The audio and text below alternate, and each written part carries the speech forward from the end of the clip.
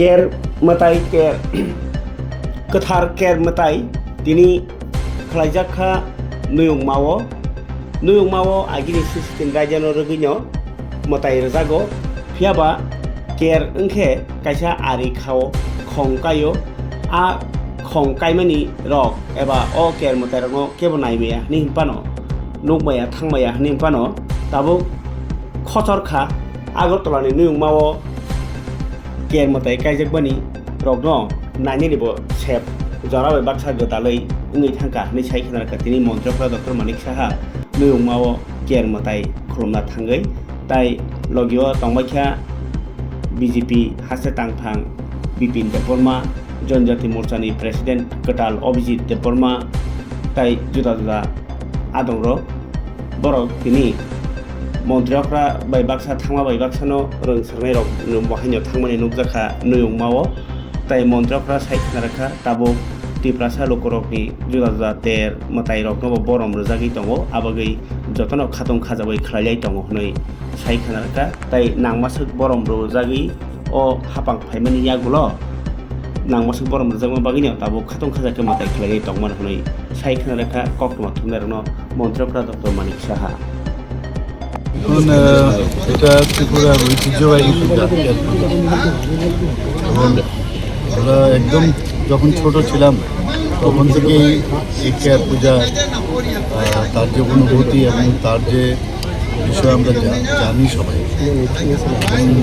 বড় ভাষায় কেয়ারের অর্থই হচ্ছে একটা গণ্ডি দেওয়া অর্থাৎ এই গণ্ডির বাইরে কেউ যেতেও পারবে না এবং বাইরের থেকেও কেউ ভিতরে ঢুকতে পারবে না এরকমটাই ছিল এখানে প্যালেস কম্পাউন্ড ত্রিপুরার এখানে যে প্যালেস কম্পাউন্ড আছে আগে সারা ত্রিপুরাতেই হতো এখন এই প্যালেস কম্পাউন্ডে হতো তারপর আস্তে আস্তে সময়ের তালে তালে দেখা গেছে এখন ঠিক রাজবাড়ির ভিতরে একটা পার্টিকুলার একটা জায়গায় এখানে ব্যারিকেড দেওয়া আছে গণ্ডি দেওয়া আছে তো সেখান থেকে কেউ বাইরেও আসতে পারবে না ভিতরেও আসতে পারবে যেতে পারবে এবং মেইন হচ্ছে একটা বাস্তু পূজা উপলক্ষে কেয়ার মানেই বাস্তু পূজা হিসাবে একটা গণ্ডি দেওয়া এবং মেইন যে উদ্দেশ্য রাজন্য আমল থেকে এটা হতো তার যে উদ্দেশ্য হচ্ছে ত্রিপুরার মানুষ যাতে শান্তিতে থাকতে পারে মানুষের যেন যে কোনো মহামারী হোক বা যে কোনো রোগ শোক হোক বন্যা হোক বা যে কোনো ডিজাস্টার হোক তার থেকে বাঁচার জন্যই এই পুজো হয়ে আসছে গত বছর আমরা এখানে এসেছিলাম এবারও এলাম আমাদের যারা লোকজনেরা আছেন তারা এই কেয়ার পূজাকে সামনে রেখে এই ধরনের আয়োজন রেখেছে আমার সাথে আমাদের ত্রিপুরা প্রদেশ বিজেপির মাননীয় সভাপতি অভিষেকবাবু আমার সাথে এসছে এবং সেক্রেটারি থেকে আরম্ভ করে জনজাতি লিডাররা ওইখানে সবাই এসছে তো আমরা মানে যে কোনো পুজো হোক জাতি জনজাতি মণিপুরি বা যাদেরই যত পুজো হোক আমরা কিন্তু সবাই একসাথে মিলে আমরা তা সেলিব্রেট করি এবং এর মধ্যে একটা আত্মতৃপ্তিও থাকে যে আমরা সবাই এক এই যে বিষয়টা এর মধ্যে চলে আসে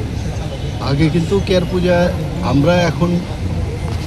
এখানে আমাদের সরকার আসার পর থেকে যেভাবে জনজাতি পুজো বা রাজন্য আমলের যেসব পুজো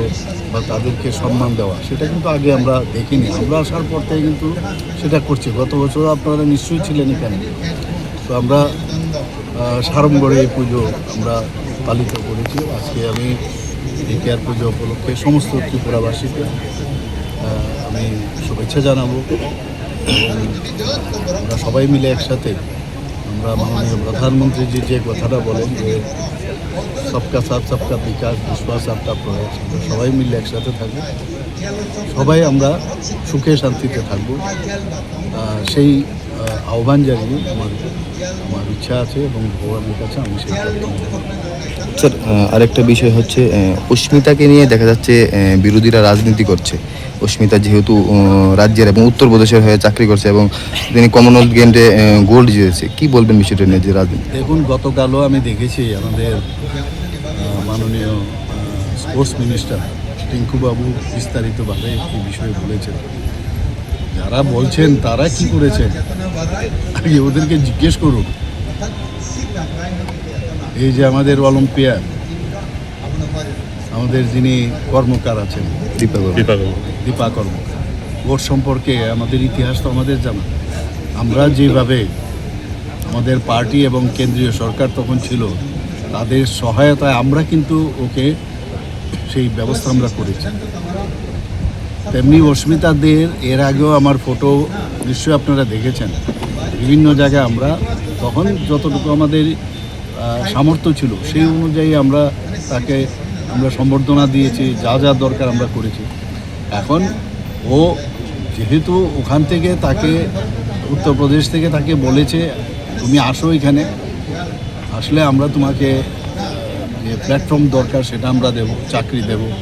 সে দেখলো যে ওখানে গেলে আমার সুবিধে হবে, সেই জন্য সে গেছে এখানে। এতে তো অসুবিধার নেই, কিন্তু আমি বলবো যে সে যদি এখানে আসতে চায় আমরা নিশ্চয়ই তাকে ওয়েলকাম করব। এবং যেমন আমরা দীপা কর্মকারকে এখানে যেমন আমরা যেভাবে রেখেছি, তাকে প্রমোশন থেকে আরম্ভ করে সব কিছু আমরা দিয়েছি, সুযোগ সুবিধা দিয়েছি, অলিম্পিক অ্যাসোসিয়েশনের সভাপতি করেছি। এরপরে আর কি, আমরা সম্মান দিতে জানি, এরকমটা না।